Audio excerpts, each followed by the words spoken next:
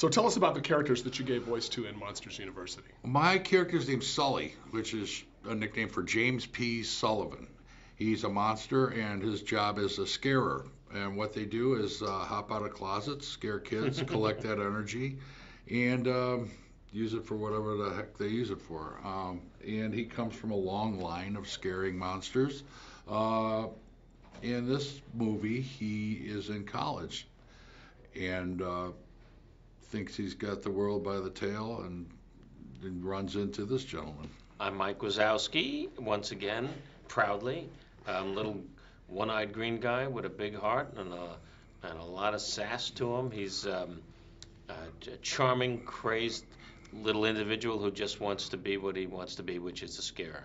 From the time he was little, when we meet him in the first movie, he's now 17 years old, and he's forced to live with this guy. They're reluctant roommates, and they end up having a great friendship.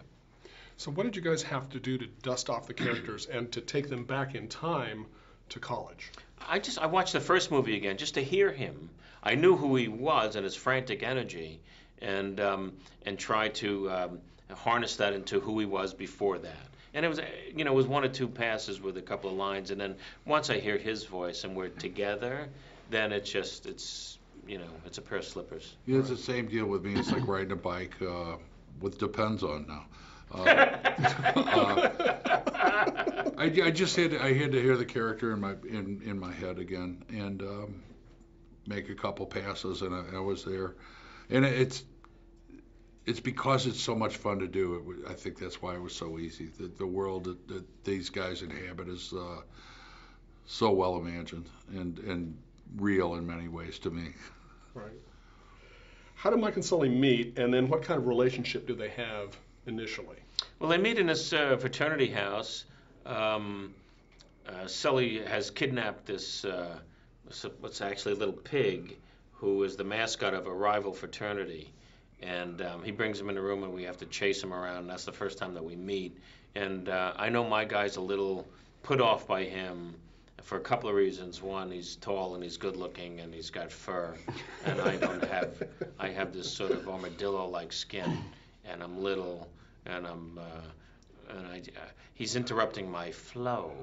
And I think he's kind of a stick in the mud, a square peg, a square man. He's real L7.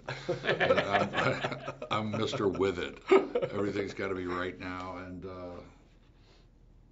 yeah, my guy's a little selfish. So how does their relationship change as the movie progresses? They finally need each other, and it's not easy for Sully because he thinks he's got all the answers, and he sure doesn't. Right.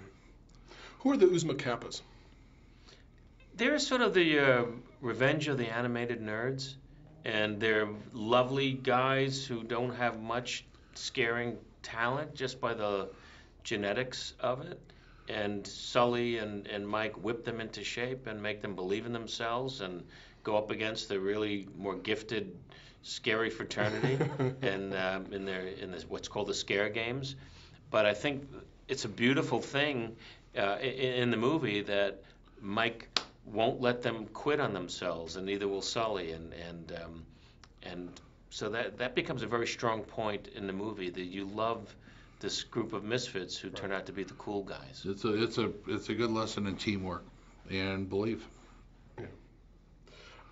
Why is the college experience such a great setting for a comedy like this? I think it's a perfect setting for a comedy like this because the first one came out 12 years ago. So most of those kids were 6 or 7 when they loved Monsters Incorporated. Now they're the same age that we are, so they can identify with them much more. We're not the scary guys in the closet that they, imagined would be. That we're now them, and we're going through the same things that they are. And audiences of all ages will love it because of that. Because it becomes about something that way. It's that time of life when you're just kind of still in a rough form. All the edges aren't sanded. There's a lot of whittling down that needs to be done, and it catches them at a perfect time in their life to meet. What's it been like working together again? Been brilliant. Just great. There's a lot of laughs, and the energy's good. It makes you feel like you're doing something worthwhile. Yeah, and when we have the laughs are great. The camaraderie is fantastic, but when we also have tender moments that we can really act, and they're well-written scenes, that we can really give more than you may think can be in an animated movie, but that only exists really in a Pixar world. So do you have the opportunity to improvise? Oh, sure. We always go off. We get what they want, Right. and then we love the how-abouts. And John is extremely patient with me sometimes, because Mike will just go. And he'll, it's just tape. Well, it's not even tape anymore. What he thinks of patience is me not trying to laugh on Mike. I have to swallow my tongue and turn red. It's so funny.